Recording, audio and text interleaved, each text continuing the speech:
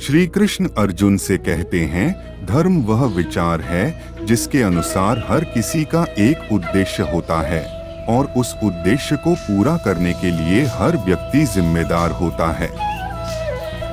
हर व्यक्ति का एक पूर्व निर्धारित कर्तव्य होता है। आइए हम इस तरह 15 श्लोकों के रूप में समझाते हुए कहते हैं। श्लोक 15 अथ प्रयुक्तोय पापं चरति पुरुषः अनिच्छन्नपि वाषणे बलादिव नियोज। अर्जुन भगवान श्री कृष्ण से पूछते हैं कि यह कौन है जो मुझसे पाप करा रहा है।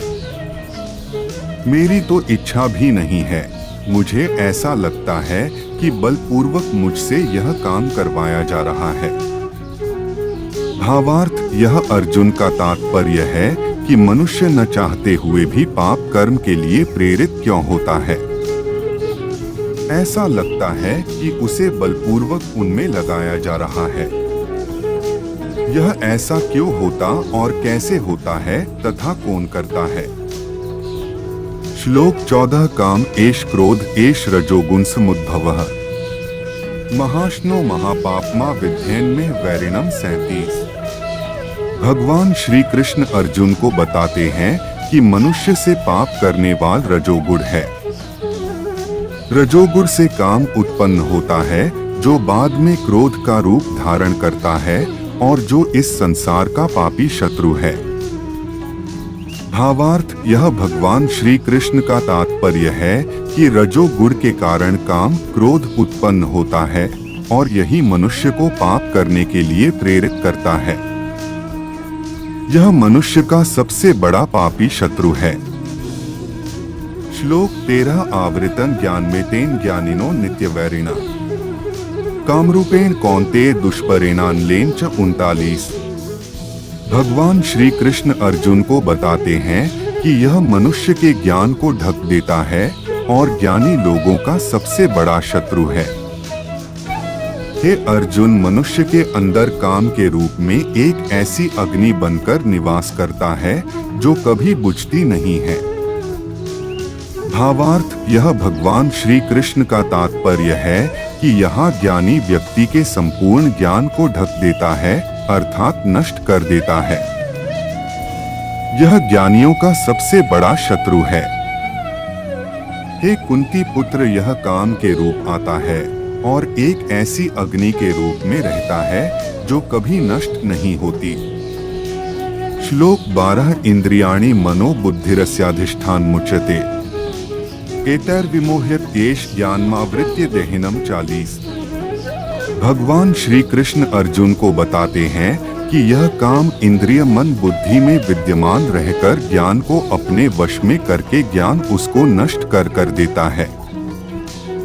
भावार्थ, यह भगवान श्री कृष्ण का तात्पर्य है कि यह काम का निवास स्थान इंद्रियों मन तथा बुद्धि है, अर्थात काम हमेशा इंद्रियों मन तथा बुद्धि में विद्यमान रहता है।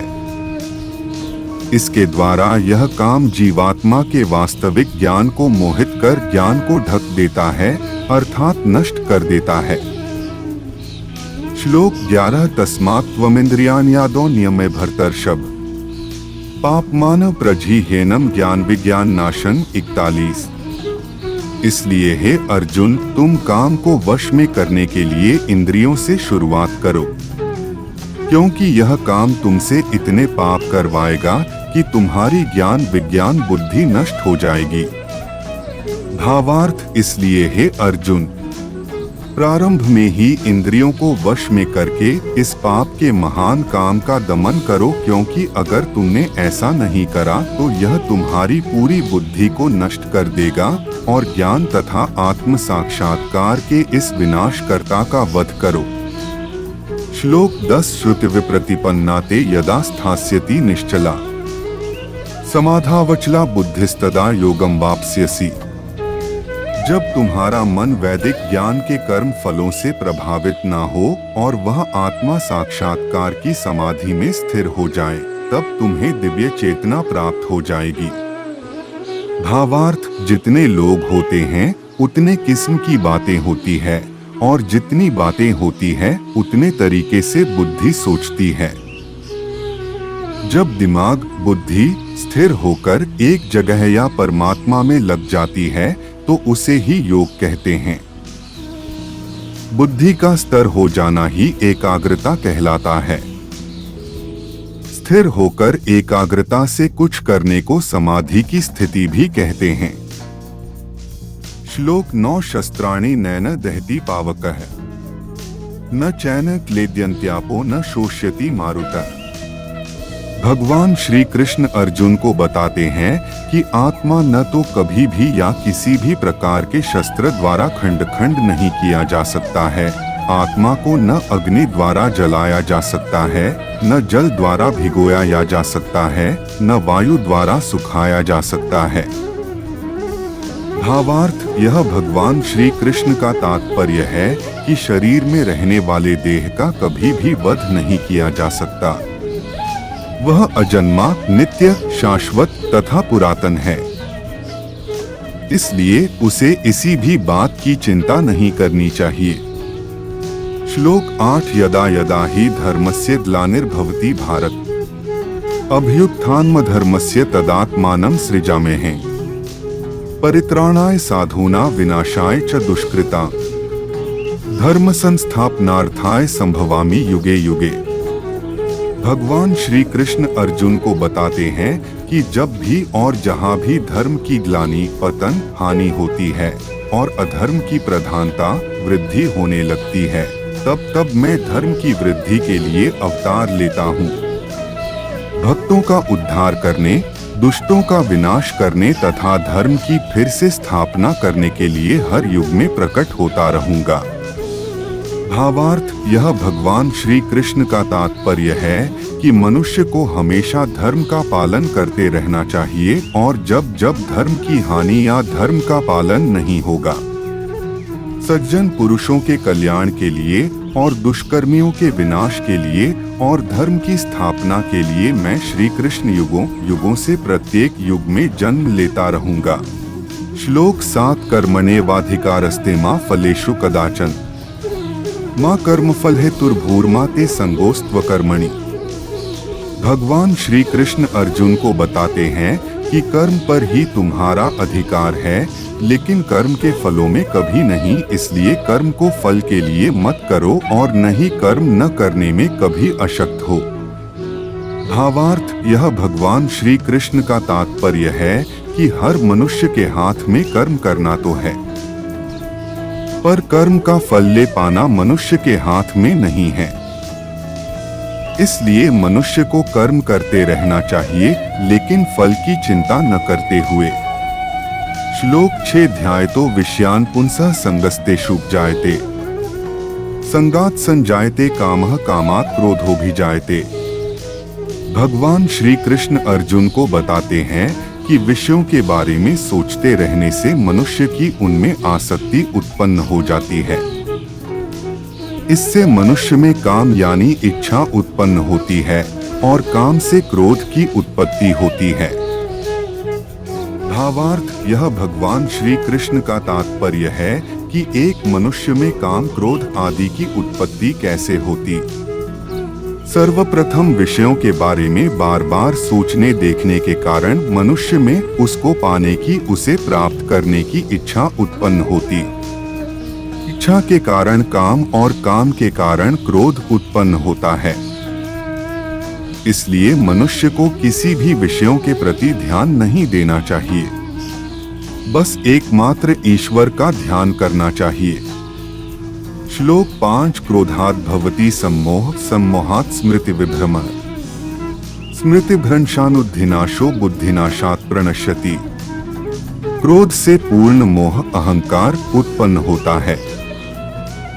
अहंकार से स्मरण शक्ति कम होने लगती है तो बुद्धि नष्ट हो जाती है और बुद्धि नष्ट होने पर मनुष्य का अधःपतन हो जाता है।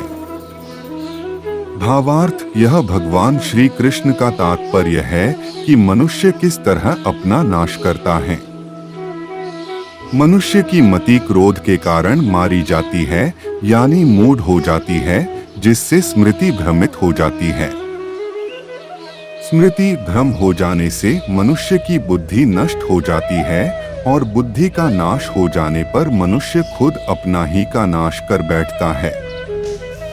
श्लोक 4 सर्वधर्मान परित्यज्य मामेकं शरणं व्रज अहत्वा सर्वपापेभ्यो मोक्षयिष्यामि मा शुचः। सभी प्रकार की धर्मों का त्याग करो और मेरी शरण में आओ, मैं सभी प्रकार के पापों से तुम्हारा उद्धार कर दूंगा। मत घबराओ। भावार्थ, यह भगवान श्री कृष्ण का तात्पर्य है कि मनुष्य को हर प्रकार के आश्रय को त्याग कर केवल मेरी शरण में आना चाहिए, क्योंकि भगवान श्री कृष्ण शरण में जाकर ही उसका उद्धार हो पाएगा और सभी पापों से मुक्ति मिल जाएगी।